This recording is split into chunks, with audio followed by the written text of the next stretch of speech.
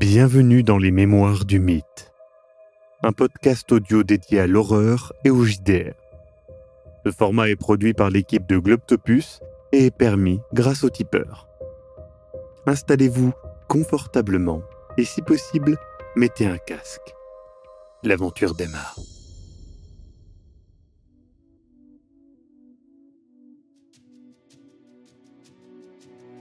Vous retrouvez donc un petit peu après. J'ai pris mon arme. Vous habillez du plus discret que vous pouvez. Bon, forcément, vous n'êtes pas habillé en ninja non plus, mais voilà.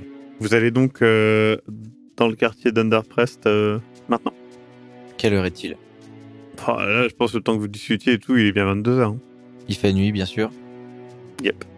Allons-y. Vous êtes donc devant l'immeuble d'Underprest qui ne paye pas de mine. Et donc, Raymond vous montre qu'il faut aller derrière pour voir un escalier qui s'enfonce dans le sol. Et donc, là où est la porte de la cave. Est-ce qu'il y a une activité autour de nous, des gens qui passent, des badauds, ou même peut-être Non. des... Dans la rue, vous avez vu quelques personnes au loin, mais c'est tout. De toute façon, on peut pas traîner là longtemps si on est déjà surveillé. Si jamais on est surveillé, ils savent peut-être déjà qu'on est là. Donc, moi, ce que je vous propose, c'est on y va, on ne dit rien, tu ouvres la cave et on rentre, point. Bah, on fait peut ça peut-être le plus écouter à la possible, porte quand même avant. Sans précipitation. J'ai fumé une aussi. cigarette sur le trajet. Je pense que je l'écrase. Je sors de ma poche, du coup, mon nécessaire pour Tu prends crocheter. ton temps ou tu vas vite? Je pense que je prends mon temps. J'essaye de prendre mon temps malgré le stress de la situation. Bah du coup je fais le gay quand même. Vous le voyez, il prend son temps, il rate clairement une fois, il doit se reconcentrer, il y va, et au bout d'un moment, vous entendez le clic de la porte, et il la pousse. Célia, Ray, On Venez. fait sans se précipiter, en marchant de manière normale. Vous allumez les lumières ou pas? non. Enfin on n'y voit rien sans les Ah lumières. oui, rien du D'accord. Juste, Enfin- est-ce que... en ouvrant la porte, est-ce qu'on sent une odeur ? En ouvrant la porte, déjà, vous apercevez que vous êtes dans un petit vestibule qui semble bien décoré, mais il y a effectivement cette légère odeur douce amère que vous aviez ressentie à l'Osperga aussi. Vous sentez ? Je pense qu'on n'a pas forcément besoin de plus de preuves. Enfin, à expliquer, ça sera dur, mais c'est clairement la même odeur. Ok. Est-ce qu'on voit dans la pénombre, tu sais, je sais pas, une bougie, quelque chose ? Est-ce qu'on voit une Non. source lumineuse ? On est dans les ténèbres, on voit rien. Ouais. Qu'est-ce qu'on fait ? On allume la lumière ou pas ? De toute façon, il a entendu la porte s'ouvrir s'il était là. Je passe devant et je cherche une lumière que j'allume. T'allumes la lumière, et donc effectivement, vous êtes dans un petit vestibule joliment décoré, il y a une porte devant vous. Qu'est-ce qu'on voit dans ce vestibule ? Est-ce qu'il y a quelque chose à voir à part la porte ? Non, mais vous remarquez l'absence de manteau ou de chaussures, donc Est-ce qu'on Ok. entend quelque chose ?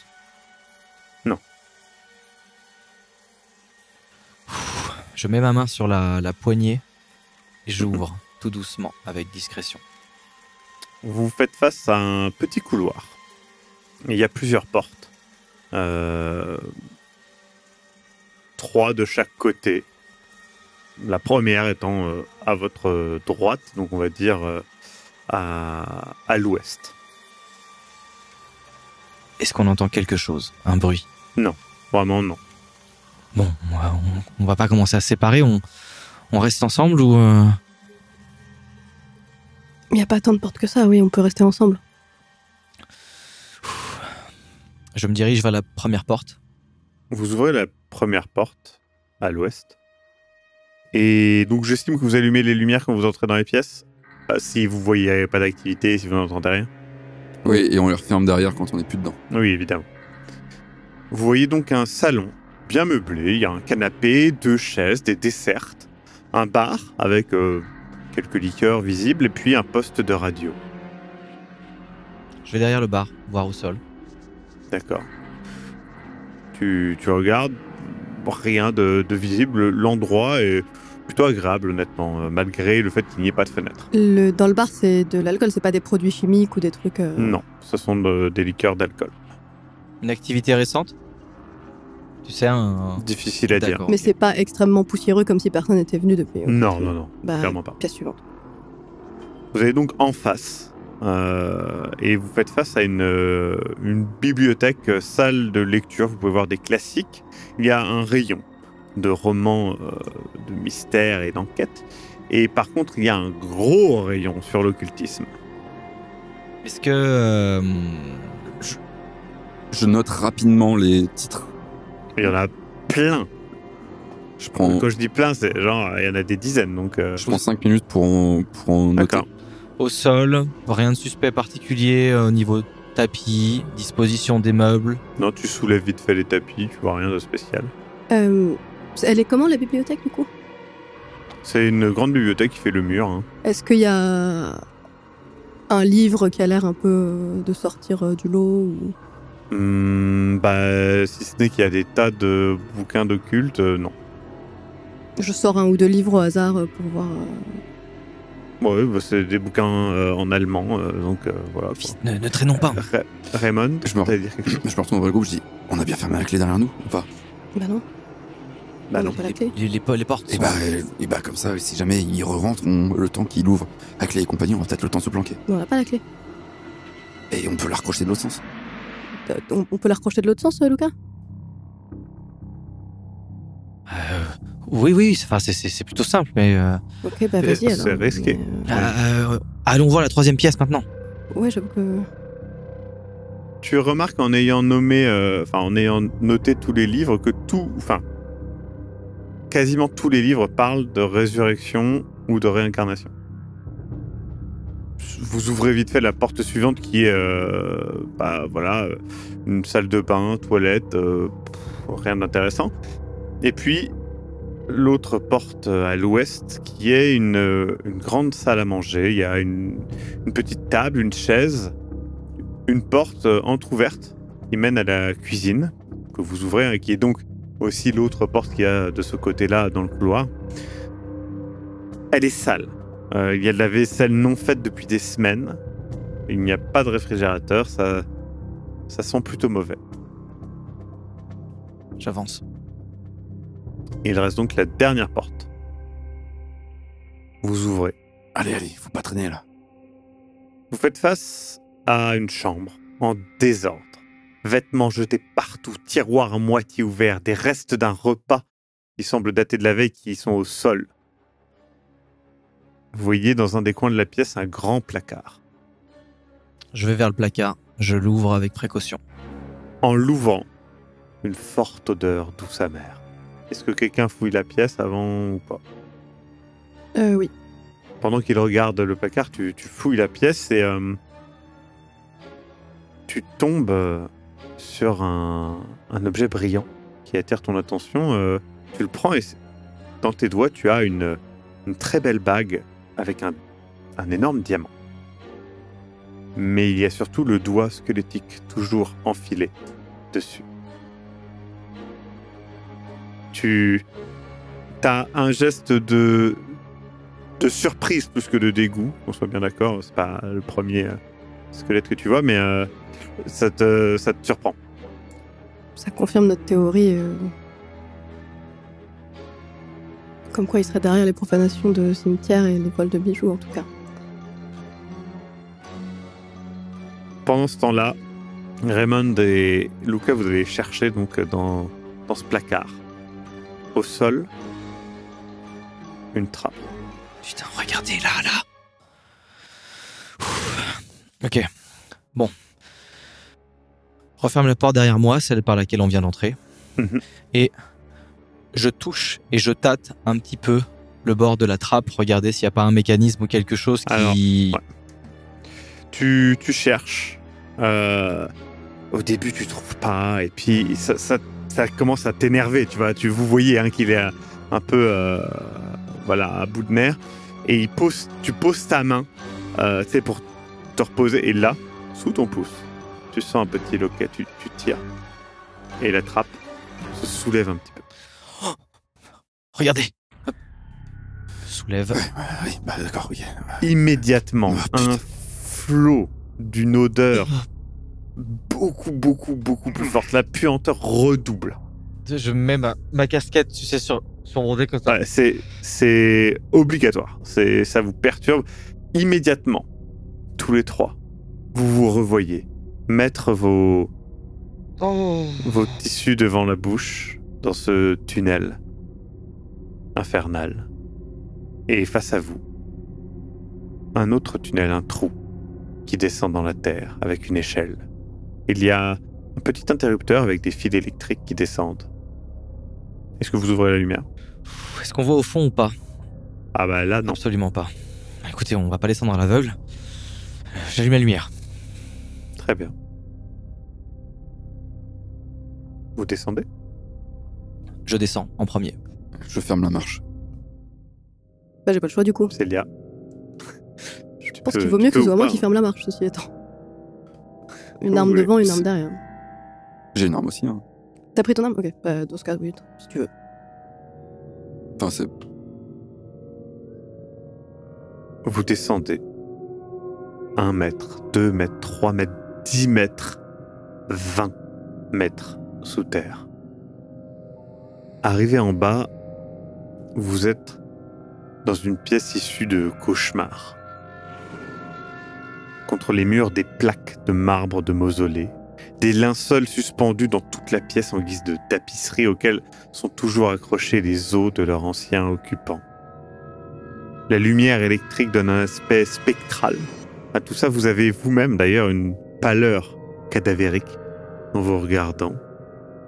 Tout ce spectacle vous prend à la gorge et vous vous remettez un petit peu dedans après être un petit peu perturbé. Au milieu de la pièce, il y a une petite table et une chaise. Sur cette table, il y a un livre, un vieux livre, et la tête de laiton rifté posée sur un plateau d'argent. Le plateau et la tête sont tous les deux enduits d'une étrange substance noirâtre. Au nord de cette pièce, vous pouvez voir aussi 3 petites tombes encastrées dans le mur. Et, à l'est et à l'ouest, 2 portes robustes.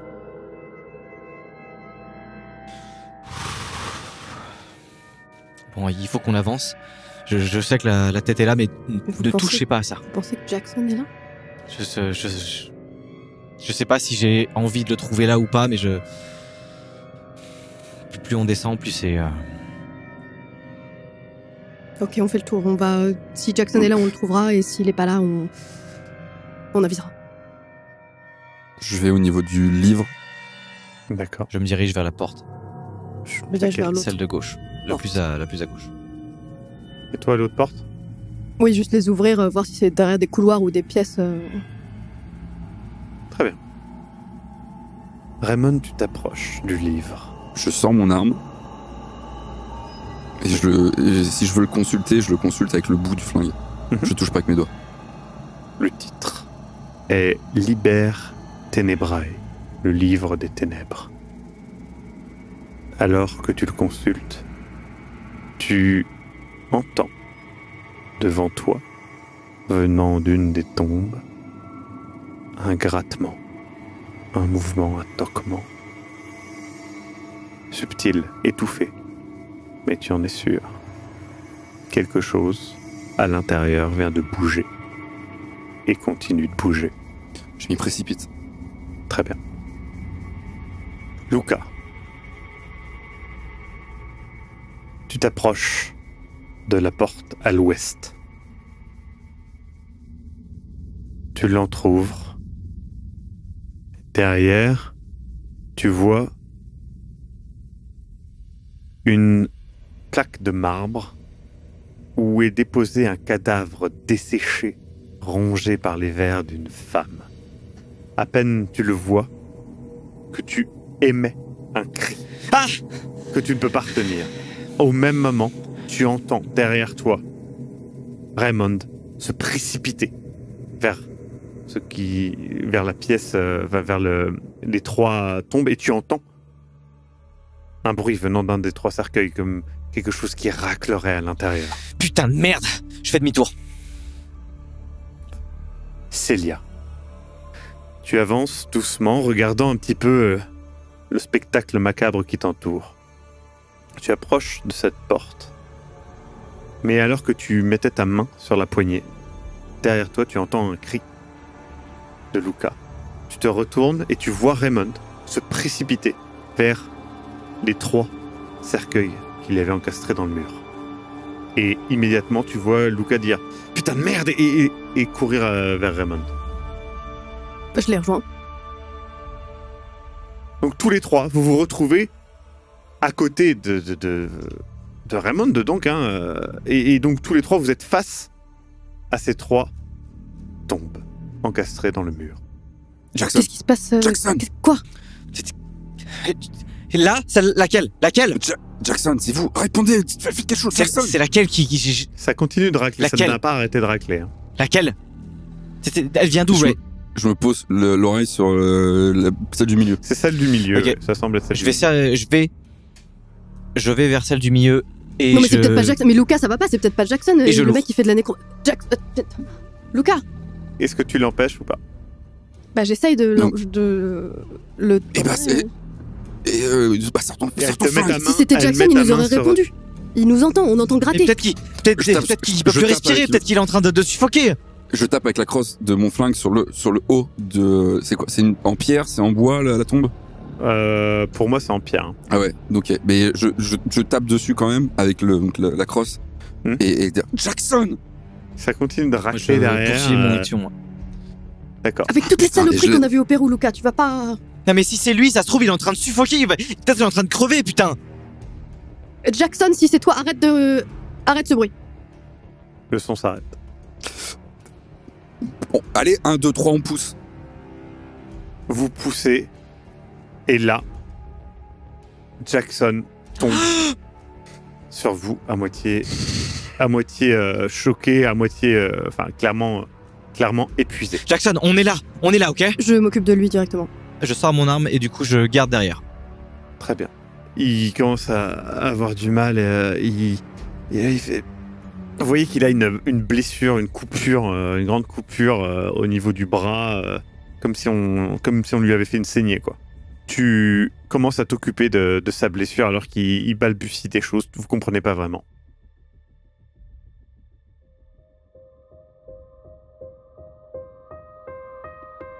Vous venez d'écouter Les Mémoires du Mythe. Écoutez nos épisodes sur www.globipodcast.fr. Retrouvez la liste complète des épisodes en description.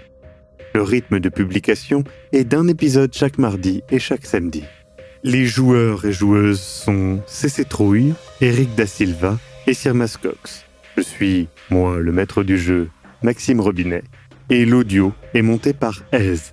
Les musiques utilisées viennent du site Epidemic Sound. Soutenez-nous et obtenez les épisodes un mois en avance sur tipeee.com/sombre-machination. À très bientôt.